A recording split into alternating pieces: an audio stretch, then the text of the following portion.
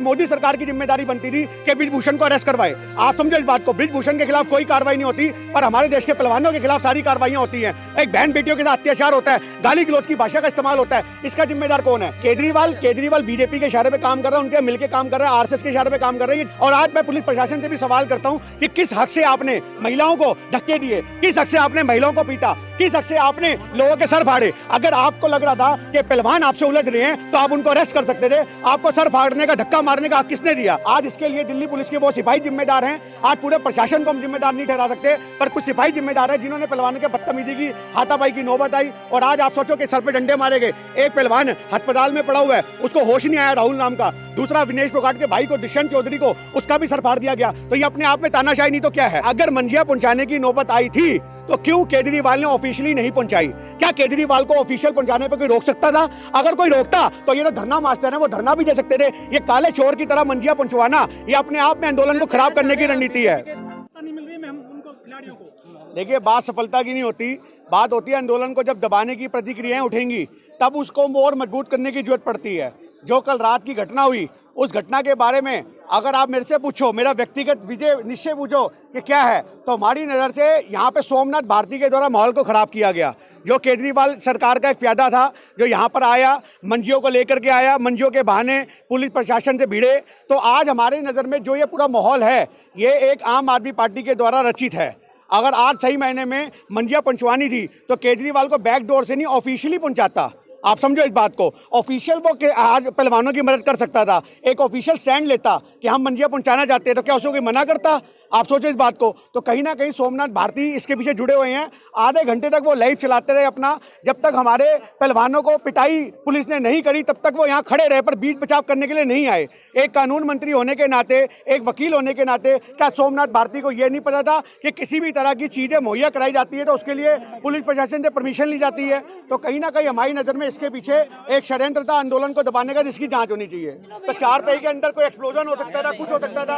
अगर इतना बड़ा हादसा होता था, उसका जिम्मेदार कौन था?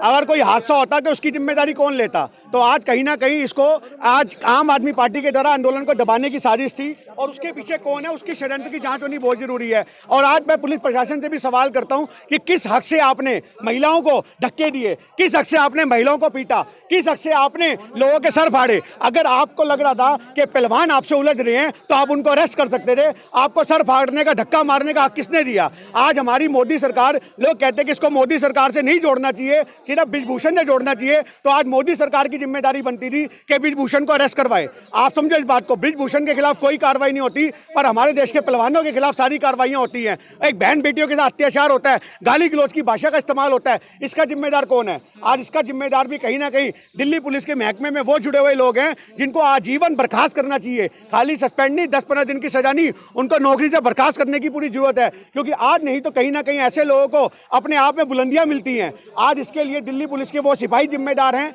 आज पूरे प्रशासन को हम जिम्मेदार नहीं ठहरा सकते, पर कुछ सिपाही जिम्मेदार हैं जिन्होंने पहलवानों के बदतमीजी की, हाथापाई की नौबत आई। और आज आप सोचो कि सर पे डंडे मारे गए, एक पहलवान अस्पताल में पड़ा हुआ है, उसको होश नहीं आया, राहुल नाम का। दूसरा विनेश फोगाट के भाई को, दुष्यंत चौधरी को, उसका भी सर फाड़ दिया गया। तो ये अपने आप में तानाशाही नहीं तो क्या है? तो आज हमारे सामने आज मुद्दा, सवाल सबसे पहला ये खड़ा होता है कि अगर मंजिया पहुंचाने की नौबत आई थी तो क्यों केजरीवाल ने ऑफिशियली नहीं पहुंचाई?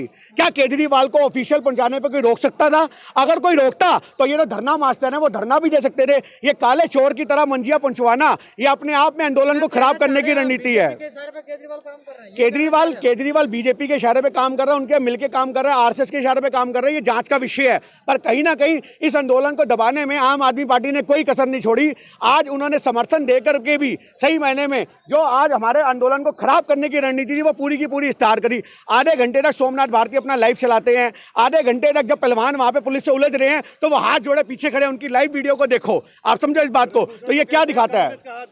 आप मेरी बात को समझो, आंदोलन को दबाने में किसका हाथ है, ये सबसे बड़ा सवाल है। आज आंदोलन को खड़ा करने में हरियाणा के लोगों का हाथ है। हरियाणा के लोग बैठे हैं यहाँ पे, भारत के लोग उनके समर्थन में बैठे हैं। आज इस आंदोलन को बड़ा करने में अगर किसी का हाथ है तो वो भारत के लोगों का हाथ है। प्रधानमंत्री खामोश क्यों है सारे मामले? प्रधानमंत्री खामोश इसलिए क्योंकि ब्रिजभूषण को बचाना है, आज उसको बचाने की लड़ाई है। आज देखो हमारा प्रशासन कितना अपाहिज हो चुका है। सबसे बड़ी बात है, आज हमारे प्रशासन पे सवाल ये खड़े होते हैं कि आज कोर्ट से एफआईआर होने के बावजूद भी प्रशासन हाथ पे हाथ धर के बैठे, गिरफ्तारी नहीं करता। तो आज क्यों नहीं करता? उसके लिए हम दिल्ली पुलिस को जिम्मेदार नहीं ठहरा सकते। उसके लिए जिम्मेदार है हमारी होम मिनिस्ट्री, जहां से अब तक ऑर्डर पास नहीं हुए गिरफ्तारी के। क्योंकि पुलिस प्रशासन भी अगर काम करेगी तो जो उनको सौंपी जाएगी परमिशन, वो उसी पे तो काम करेगी। आज पुलिस को परमिशन ही नहीं है तो वो कैसे अरेस्ट कर लेगी? अगर आज दिल्ली पुलिस मान लो बिना परमिशन के होम मिनिस्ट्री के अरेस्ट करने जाती है तो आप याद रखना, Delhi police versus UP police, ये माहौल देखने को मिलेगा, जंग हो जाएगी पूरी की पूरी। तो आज हमारे देश के अंदर जो ऐसे माहौल पैदा होते हैं, ये आंदोलन को दबाने की प्रक्रिया होती है। और इस सोमनाथ भारती के एक चीज से ये पता लग गया लोगों को कि आज हमारे देश में दंगे किस प्रकार से भड़काए जाते हैं, किस प्रकार से देश के माहौल को खराब किया जाता है। अगर कोई मदद करने वाला ही हमारे हाथ काट देगा तो हम किससे फरियाद करेंगे? आज इस आंदोलन को खराब करने में सोमनाथ भारती, आम आदमी पार्टी, ये दोनों जिम्मेदार हैं। नैतिक तौर पे आम आदमी पार्टी को इस्तीफा देना चाहिए, सोमनाथ भारती को इस्तीफा देना चाहिए। आज उनको वकील होने के बाद ये नहीं पता, आज मेरी बात सुन लो, उनको वकील होने के बाद ये नहीं पता ये कानूनी प्रक्रिया क्या होती है। आप समझो इस बात को, कानूनी प्रक्रिया कोई भी फोल्डिंग नहीं ला सकता, फोल्डिंग तपा के लेके आओगे। आप समझो ना, आज हम यहाँ प्रदर्शन में आए हैं, हमारे छोटे से बैग की भी जांच हो रही है, नहीं हो रही? क्योंकि भैया मेरी बात सुनो, अंतर्राष्ट्रीय खिलाड़ी बैठे हैं, भारत के लोग बैठे हैं, सबकी सुरक्षा जिम्मेदारी की है। तो आज वहां से मंजियों को फेंकवाना, ये सोमनाथ भारती का क्या इशारा था? राजनीति कर रहे हैं ना, तो ये एक मिनट, जो लोग राजनीति कर रहे हैं आप उनसे सवाल करो। आज सोमनाथ भारती यहाँ पर आकर के माहौल खराब करके चले जाते हैं, आज उनकी जिम्मेदारी बनती थी।